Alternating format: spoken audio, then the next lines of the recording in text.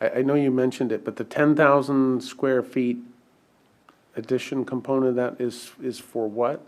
So most of that would be, it's service areas for the school. So enlarging the office, the clinic, the lobby, having a true security vestibule, which we don't have in that building that we do have at the others, and then enlarging that entrance so it's actually ADA compliant. Right now, our ADA entrance is in the rear of the building, so we have to separate, the kids have to be dropped off in the back, and it's just not how we would like to operate. So then, big picture, are we looking, I know we're not in a position to borrow a whole lot of money for the next few years. Is a TJ expansion something that will come back someday, do you think? It's a great question, and it's one that is worthy of continuing to monitor. Right now, as we look at our out-year projections at both Mount Daniel and Thomas Jefferson, because Mount Daniel does play into that equation, because we are cognizant of the cap at Mount Daniel. We will, as I said, we'll continue to monitor the out years, but right now it looks like we're in good position in both schools for at least a decade. The wild card in all of that is the growth and development in the city of Falls Church. And we see as 3 projects come online, each of them having some sort of residential component to it, what that will yield with respect to younger students. So that's something that we just have to monitor very closely. Okay, and then last question, if we might have some surplus monies become available, could we program that to do something like the waterproofing or take care of some of the other things that are on here that are within what might be a few $100,000 to share with our general government friends? Yes. We've identified a couple of projects that we would like to consider using some of those funds for if we were to get them. Okay. Other questions or comments? Great, thank you so much. Good luck with you. the bus puzzle. And we will do everything we can to support you. Okay, so we do have action on that item. I would seek a motion to adopt the CIP as presented. I move that the school board approve the adoption of the FY 2021 through 2026 CIP as presented. Thank you, Ms. Russell. Second? Second. Thank you, Mr. Castillo. All those in favor? Aye. Opposed or abstained? All right, next is 8.04, approval of the FY 20 legislative package. And in Ms. Litton's absence, I will turn over to Dr. Noonan. Thank you, Chair Gill. So let me just start by saying that yesterday, Ms. Russell, School Board-elect Downs and School Board-elect Dimick were at the Arlington Administrative Center at the CIFIC Center for the legislative breakfast, the annual legislative breakfast. And we had an opportunity to meet with our local legislators, meet with Lila Wise, who is our representative down in Richmond that speaks on behalf of the schools with respect to our legislative positions. And all of the positions that we've taken seem to be fairly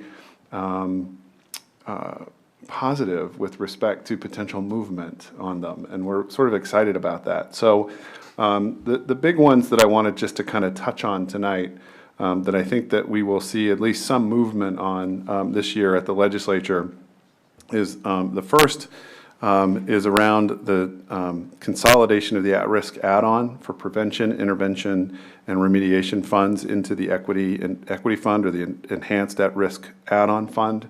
That would be additional monies that would go into the standards of quality to support students that were struggling, that need some extra time and support for learning. And we are excited about sort of some movement towards that from what we've heard. Additionally, we would continue to support the cost of competing factor that comes to Northern Virginia to make sure that we're able to adequately provide staff with salary and the like to be competitive in the area with respect specifically to the cost of living in Northern Virginia. The next and last one sort of under this, actually there's 2 more under funding, is looking at making sure that the school board oppose any increase in the Virginia retirement system rate, and so we are asking that the state surplus be used to fund that expansion of the pension plan. I don't know who else has that in their legislative program. We've been asking around. We might be a little bit of an outlier, but I think it's good to have it in there. And then lastly, just under funding, making sure that that support cap that was put in place during the recession era be lifted so that more money, more dollars can flow to localities to support positions such as school psychologists, school social workers, nurses, and the like. Under the issues that we're following that I just want to call your attention to, and also the community, there are two in particular. One is a solar position that we've taken. As you know, we are building a brand new high school that will be net zero ready. We are in conversations currently about moving forward with a power purchase agreement or a PPA with a provider. Fairfax County recently, 2 days ago actually, awarded their contract to a power purchase provider that is rideable, that has very competitive pricing for us. But there have been barriers to solar energy usage across the Commonwealth for a variety of reasons that I won't go into tonight. But what we've asked for is that the 1% cap of the total amount of solar that can be net metered in a utility be increased to 5%, and that we allow local government entities to install solar facilities for up to 5 megawatt generation. One of the really great outcomes yesterday was, what is Alfonso's last name? Representative Lopez, Alfonso Lopez, said, why put any caps in at all? And he said he's bringing a bill forward that he would tweak that actually would take caps off of any solar generation and metered net solar. So I think that, and Marcus Simon, our representative, was, I want to say down with that, but it's probably not the right way to say it, but he was very excited about that as well.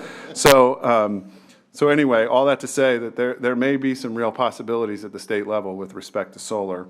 And then the other is just sort of, again, one that came up, and I'm not sure how many people's legislative packets it's in, but I think it's a good piece that you all have adopted, and that is that we support legislation to impose a statewide sales tax on e-cigarettes and vaping materials, and that any funding that would be generated be dedicated to public education or would allow localities to impose that tax. And I think that's where there may be some resonance, if I was reading the room yesterday, is that the state may not impose a tax, but they may allow localities the opportunity to do that, which would also be perhaps helpful to us down the line. So this evening, what you have in front of you is the 2020 legislative positions.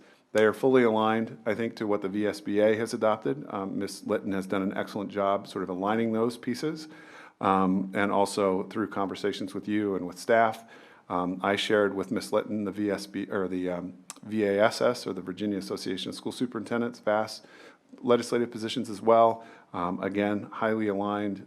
So I think when we look at legislative positions across the board, we're in good stead. So I recommend adoption of the legislative program for 2020. Thank you, Dr. Noonan. Any other questions from the board? Yes, Mr. Webb. One with regard to the VRS. For how that's set up, would it be the system paying to pay additional into the to the system?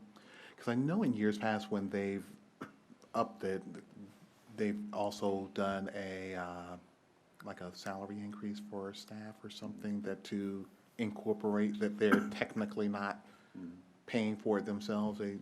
They impute the income to the employee. Exactly. Unfortunately, it's not impacting the employee portion, it's impacting the employer portion. Okay. So the employees won't feel any impact of the VRS shift. It's only the employer that will feel the impact. So for us locally, it will looks like it's about a $300,000 additional cost to our budget to be able to take care of that additional VRS pickup. And that is based on some information that actuarials have looking at a potential downturn in the economy with rates of return in that investment fund going down from 7% to just north of 6.8 something percent, right, Kristen? Yes, 6.75%, so they 6.75, so reduced quarter their percent. estimate for earnings. 0.25% reduction in estimate for earnings. But the employee won't feel any impact. Okay. Other questions from the board? Mr. Anderson? Just a quick question, and it's in no way a suggestion we need to do anything with the legislative package. It's a topic we discussed earlier, and I had a question, and so I was trying to get some information to get back to somebody. The local composite index, this was a recalibration year, or was it, is it next year? It was a re-benchmarking year this year. Yeah, That's okay. correct. And our LCI, our local composite index, was again a 0.8, which means that our overall value of wealth as a community is greater than most. And so we pay 80% of our, at least 80% of our school needs come from the locality, and 20% come from the state. And so the question that builds on that is, for future years, trying to see if there's any traction to try to get that changed, and my impression from everything I've seen is basically that's unlikely to be successful. There was a JLARC study done 2 years ago, I believe, that looked, and JLARC is the Joint Legislative, Joint Legislative Action Research, I think. Anyway, it's the, Yeah, you got it. Joint Legislative Audit and Review Commission. Audit and Review Commission, thank you. Anyway, they are the arm of the legislature that takes on questions that, and research questions that may come up. And they did look at the LCI and that formula and came back and said that it was a sufficient way to deliver dollars across the state. So just a comment on the LCI, I actually had a conversation with someone who works at the Board of Education at the state level in a different state. And she was saying that it's actually a common thing at all state levels, that the LCI is, I guess to quote her, a mess in all 50 states and the District of Columbia. So it's not a unique to Virginia thing. And it's a mess because I guess everyone, recognizes that it needs to be changed in all the various states, but no one has come up with a better way of doing it. So it's instead just stagnated as is for the time being, so. Thank you, Madam Chair. And I think one solution to that would be to invest more money in public education as a general matter, rather than reducing all of the divisions to fight over what's there. And in light of that, I know this is probably getting too much into the weeds, but you just think about that additional tax for vaping, and it would sure be nice if they didn't offset dwindling support for public education as a result of that. I don't know how you can protect that, but I can just see where that'll end up, so. I think you make a good point, Mr. Castillo, and that is that the pie isn't growing. And so when it's a zero-sum game in many ways, it ends up you get what you get. So one of the things that did get mentioned, and sort of maybe tangentially to your point a little bit yesterday, was that we need to pay attention to sports betting and off-track betting and some other gambling kinds of things that are happening in Virginia, because there are going to be some lottery dollars that are going to be potentially available. And that seems to be one way that the pie is growing. Good, bad, or indifferent, however you feel about that, it's probably up for debate, but it does sound like there may be an opportunity with some lottery funds to help grow the pie. Probably not the best way to grow the pie. Which is really depressing. Totally agree. Well, if there are no further questions or comments on the FY20 legislative package, I would seek a motion to approve it as presented. I move that the Falls Church City School Board approve the FY 2020 legislative positions as presented. Thank you, Ms. Russell. Is there a second? Second. Thank you, Mr. Webb. All those in favor? Aye. Opposed or abstained? All right, moving on to 8.05, our approval and adoption of second reading of policies. Ms. Minson?